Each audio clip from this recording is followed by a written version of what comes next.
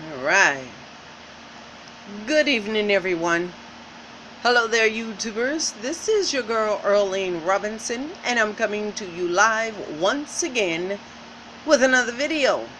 Okay, as you notice on my videos, I be keeping up with videos like homelessness and flat earth, a bunch of other things too. You could go check those videos out on YouTube. Just type in A Hidden Sickness by Earlene Robinson, okay? This video that I'm about to drop now is a 43 minute and 56-second video, but it's not going to play that long. It's about concerning teenagers, just babies. You know what I'm talking about? Just babies. Just got here, y'all. And doing some time, some hard time for some terrible crimes that they committed. And I'm just wondering if the crime really meet the sentences that they got. It's really, really harsh the way they just throw our children in prison and just stamp them, breed them, brand them, and then throw them away and lock the key away, throw the key away, and if they don't have outside families to keep stuff going for them, then they're forgotten. They're just forgotten all about. And it's a lot of youngsters that are in the penitentiary. Y'all be surprised, how these babies, how they're out because there are no academic skills available in the community for them to do, and stuff like that. Recreational centers here in New York, I don't know about any place else, but I'm just speaking of what I know about now today. We have a bunch of recreational centers here in New York. Sometimes they're kind of hard to get into. Sometimes they charge. And, a lot of parents don't have the money to put their kids into these places. I think we need to come a little bit closer to home, like right in our backyard or right next door or even out front. Make it really, really easy for the children to come up in, start them off really, really young in elementary school, right, and during summer school, stuff like that, to get them into something. If they pass their grades and they're doing pretty good and stuff, let's just not pick out the ones that's doing good in school and bringing home good report cards and stuff like that. Those are the ones we're going to focus on. Let's focus on all of them. You know what I'm saying? Let's start them off at elementary and get them into after school programs. There shouldn't even be no summer relaxation for education. It shouldn't be. So since the educational system don't want to do a lot of this stuff, we as parents, we need to make sure that it's done. A bunch of you guys are going live and, you're doing things for the community. Well, try and open up, since you got all these followers and stuff like that, open up some things for the community, for the kids, and then get them in there, and then get some people in there to teach and show them different, things in different categories. A lot of different categories in a big enough size building. We got some teachers out there that would love to teach the children how to dance. Some of the ones that want to dance, get them into stuff like that. What about karate? We got some older brothers and sisters that wouldn't mind doing a class once or twice a week or something like that. Get our kids into something like that. Then later on, you could fund some money for some, karate gear for the kids. People see you doing stuff like that, they begin to chime in. To see, that's what I'm about, and that's what I want to do. But I need that help, though. I need that, I need to help push something like that, and that's what I want to do. That's what I'm working towards by dropping these videos and stuff like that. But again, this video here is about our children. Maximum security. What do a 15, 16, 17-year-old child, what are they doing in a maximum security? Come on, y'all. This shouldn't be. I want y'all to check this video out, okay? Check this out, and we'll come back and elaborate if I have more time. on the on this video. If I got some more time on here left over, we're gonna come back and elaborate. But I want you guys to see this much, what is going on with our children, you know. Lakeland, 17 years old, houses 55 years for murder. My name's Aaron McKeon. I'm 16 years old and I got sentenced for 10 years for robbery. I'm Marquise Lee. I'm 18 years old, and I got 15 years for aggravated battery. I'm Jesus Musetta Perez. I'm 17 years old and I got sentenced to 65 years for murder.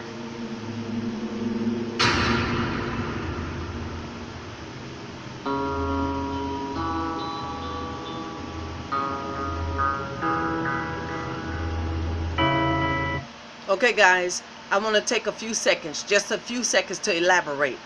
Now this last child that you just saw introduced it itself, 16 years old for murder, and he's sentenced to 65 years. What in the world do a 16-year-old child need to be locked up, reformed, or whatever, corrections, whatever you want to call it, in a maximum state penitentiary? I don't care if it was the lowest you know, security prison. If it was the lowest one, 65 years. Okay, so but if these things are happening like that, then we should get out there and go find out why. You know what I'm saying? It's a reason why these kids leave from out of their houses and go sit out on that stoop. It's a reason why the kids leave from out of their houses and go hang out in another you know, parent's house where nothing but a bunch of teenagers are, which gonna cause a bunch of negativity. It's a reason why your child walk out the house and get into negative energy. It's a reason why. That's what these videos are for. We're trying to get to the bottom of it and find out why. Okay, we already know the stoop. The stoop is out of it. That front porch and the stoop, hanging out and stuff like that, that's the number one issue in America, is kids hanging out without anything to do. And what they say, idle time is what? The devil's workshop. If the kids were kept busy from day one, don't wait till they get high school and stuff like that to try to get them into, no, start them off young. You know what I'm talking about? Let the educational system do their thing through the semesters and stuff like that. Then the parents should get together and the community should get together and do the rest, which are those other 3 months that the kids are out of school. You know, we should take that right up and find something for them kids to be doing instead of joining a gang, instead of going out and robbing. Then we have another group of people that are out in the communities that if the child leaves home because that parent don't have no food or something at home and that child is looking for something to survive, food to eat, clothes to wear, then we got another group of people that will be working on stuff like that as well. We got to work for our communities, people. We have to. Or this right here, 16 years old, 65 years in jail for murder, that rate gonna triple. Remember, keep in mind, it's $1 trillion industry. All they want is the money, what's behind it. They don't care nothing about that lock or that key or the sentencings. 65-year sentences for a 16-year-old child. Get a grip. And won't put no more resources down in the communities. If we pushed it, y'all, we could get it. We can do it. Look how when we stick together, we come up with a bunch of stuff. Look at Junior's mother. I'm looking now for the little 15-year-old innocent child, Junior. I'm looking for his mother to begin something. Okay? Because she got a lot of backup. She got a lot of people supporting her. She needs to stand up on a high stool, on a chair or something, and say, let's do this in honor of my son. Let's do this. Let's see what she's going to do. But anyway, let's continue with this video. This is Wabash Valley Correctional Facility in the American state of Indiana.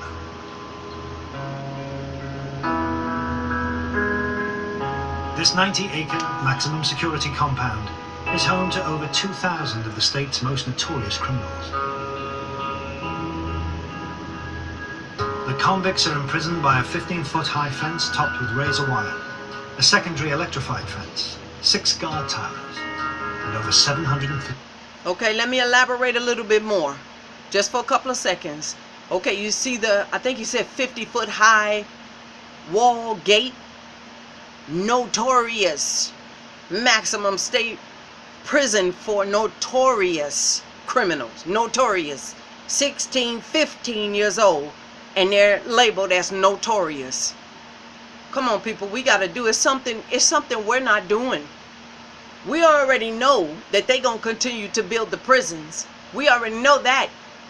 And then they're going to label them, our children, stamp them, those that they don't shoot and kill out in the street or in somebody's backyard, unarmed. Then they're going to label them, stamp them, and they're going to put them away. And for a while, if don't nobody come to claim them, family members and stuff like that, God knows what they'll end up doing with them and their organs. You know what I'm talking about? So we got to work together, y'all. We got to pull together as a community. We all live around here together. There's no way our children, as much money that the government have of ours, we got some people that's been working all their life and taking out money out of their taxes and stuff. There's billions of people that this happens to. So how come they can't put some of that money back into the communities? How come? This is what we're fighting for. I'm going to continue with the video. Block D is unique. Inside live 40 teenagers. Teenagers so troublesome and violent, they've been tried and convicted as adults. They've committed everything from armed robbery to murder, serving sentences from 2 years to 65 years. Locked in their cells for 18 hours a day, these youngsters are paying a huge price for their crimes. Boys reflecting on how a moment of madness has destroyed their lives. You heard him what he said, right? How they are in a cage behind bars, less than 18 hours a day, and they're reflecting on the crime that they committed. Do you really think that's true? With all our youngsters, just because you give them 65 years or 25 to life, they're gonna sit behind a cage and reflect on the crime that they committed? Yeah, they're gonna reflect on it, all right, because you're not doing nothing. We didn't do nothing out here, and you're not doing nothing in their form. So you think they're gonna just correct their own self? Okay, yeah, right. I don't think so. We have to train that mind, y'all. This is young minds. These are young minds, and we got to start off now with little ones. Okay, so this won't continue to happen. If we don't do something and do something now, then hey, it's going to be more and more prisons built. You know what I'm talking about? We're also going to look at the future too as well, that what happens if they do start that martial law through here and everything? You know what I'm saying? All those kids has been locked up in jail for all this time. You thinking gonna be reformed. Didn't do nothing but sit up and think of another way how to get back at the system and those that put him in there. You know what I'm talking about? And lo and behold, if that martial law come through and then these low down higher uppers decide to just open up those gates, we can't distinguish who's who or who been reformed. We can't distinguish that. All we know is they're back out in the public now. What if they're back out in the public? What if they lie and say that a hurricane came through? Just like they do with, you know, a bunch of stuff that's, oh, well, our information was leaked out. Oh, you guys' information, now everybody got it. They so nonchalantly just announce it, and there's millions of people information is out there. And what happens? There's no consequences to it. Who's to say that them jail cells won't come, the jail bars won't come open one day? If you could let prisoners sneak out of the prison somehow, some way, or if you could get all these drugs on the inside, who's to say one day you will not let those bars down? Then the people that are really supposed to be locked up behind bars who we thought was reformed and corrected are back out on the streets again.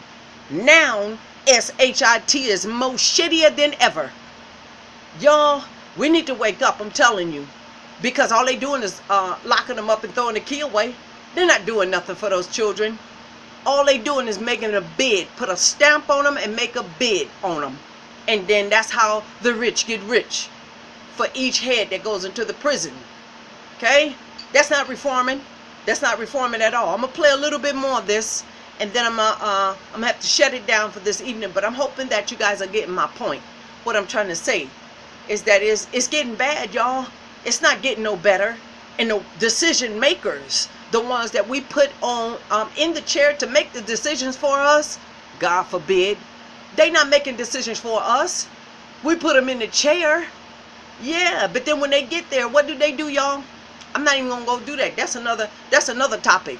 I'll tell you what. Just think about what Obama did. Okay, had all them people out there on Washington. What I mean, so happy.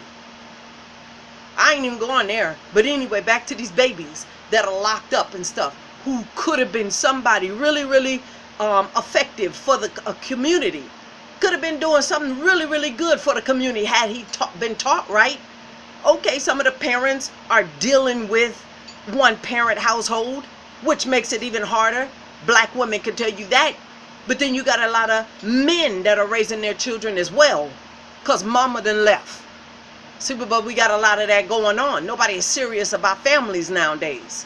But anyway, and it reflects on the child. The person that suffers is the child. The children that come up in that household.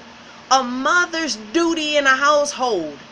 Everything she's supposed to do, from breathing on that baby, everything she's supposed to do is important.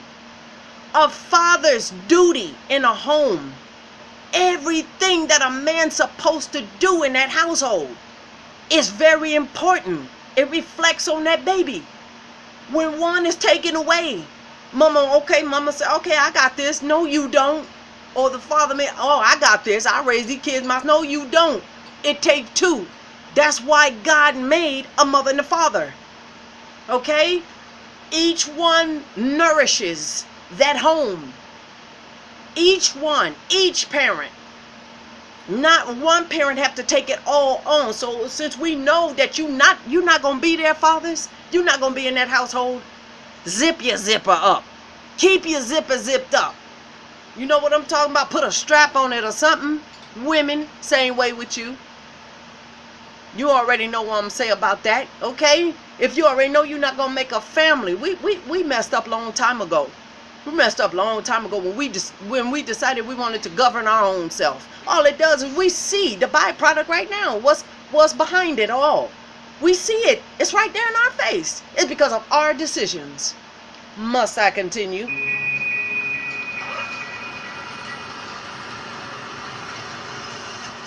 "9 a.m. 2 new teenage inmates arrive. Children are tried as adults when they've repeatedly reoffended in the youth system, or their crime is considered so horrific that an adult maximum security prison is deemed the only answer.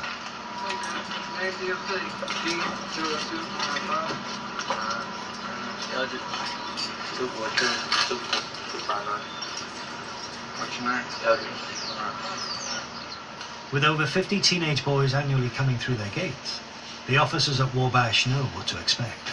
Well, these guys, they come in, they don't use deodorant and stuff. They don't care. I don't think they care. At 17, Jacob Eldridge is back for a second visit to the juvenile block, after breaking his parole on a previous conviction for carrying a handgun without a license. We got a good program here, but once in a while, they just don't do the program. They go out and get in more trouble and come back. And one of them here just did that. He got out, and now he's back again. So how many times have you been here before? Once. It's my second time back. But it's my last time back. You sound very sure about it. I am. Looking at the camera. Okay, I want to say also Like, this is this baby's second time. He say, now he say that with a smile, right? But I guarantee you, it's not all smiles. Just because the camera, that's what the camera shows. It's not all smiles. It's not funny. Nothing is funny about coming into a place. You heard him when he said, this is my last time. Evidently, he's having problems coping with the outside. And nobody can really say nothing about it because half adults have problems coping outside of those walls. You know what I'm talking about? That's why a lot of people stay high too, because they don't want to cope with reality, you know? So, hey, I think we just need to do more for his helping. Y'all get a good look at this baby's face. And remember the time that he's serving. This dude got to serve a lot of time behind a maximum state security prison. Maximum, y'all. So just imagine what he gonna be treated like in there. He might be smiling now. He see the camera on him. He see it, and he know they talking about him. He had to okay it first, so he see it. So, but anyway, I just want to say that to say this, y'all. We need to stay prayed up. We gotta stay prayed up, you know, or this is what we gonna see. We gonna see so much of this. And it's way more than what we see right now. It's so many youth that are in prison for life, serving life sentences because they wanted to be a bad ass on the street. Forgive my profanity. They wanted to be bad on the street, but for some reason, they wanted to be bad. Everybody got thoughts coming up, but that's why they got parents. We got parents to guide those thoughts. Some little boys do grow up, want to play with dolls and want to dress in women clothes and stuff while they're little, wear high heel shoes. Parents, start now. Correct that. You are a boy. You don't wear these type of clothes. Put your shoes up. Lock them up if you have to. Don't give them to him or take them out and go buy them. You're creating a problem. And I say that because I dropped a couple of videos. And if you guys go back and look at them, parents are bowing down to what their kids, 5 and 6-year-old kids want to do. See? Again, that's why we're in the position that we're in now. Y'all, I gotta go. And I'm hoping that you guys will take under consideration about the videos that I'm dropping. I hope you sit down and really listen to them. And let's try to pull together and come up with some kind of strategy without the police to, help our children. Now, during the summertime, we throw these little barbecues and stuff like that. We feed them. We turn on the water sprinklers and stuff. Okay, that's all good and dandy. But after they eat and after that water sprinklers and stuff like that, they still need something to do. Or they going right to that stoop or that front porch. Or they going to find a gang family. And that gang family ain't no good. Trust me. I know. I gotta go. I love you all. And continue to watch the videos because I'm dropping knowledge. If you guys think of something that we could come together and do, I want you guys to come to a radio station, okay? Just Google Blog Talk Radio and type in Earlene's Show 2017 Wise Talk. That number is 516-387-1496. If not, hit me up via email. Earlene51462@gmail.com. And I'll answer my emails. Y'all let me know if it's something that we could do. We could all get together and think of something. 5, 6, 7, 8, 9, 10 heads are always better than one. Let's do something, y'all, so we don't have to continue to look at this. Because if they have to do something for our kids, it's not going to be out of love. It's not going to be chastisement out of love. Okay? All right. I love you all. Stay prayed up. And remember, get that spiritual energy in your homes. Do suffer little children not to come unto me, is what Christ said. Okay? I love y'all. Peace out.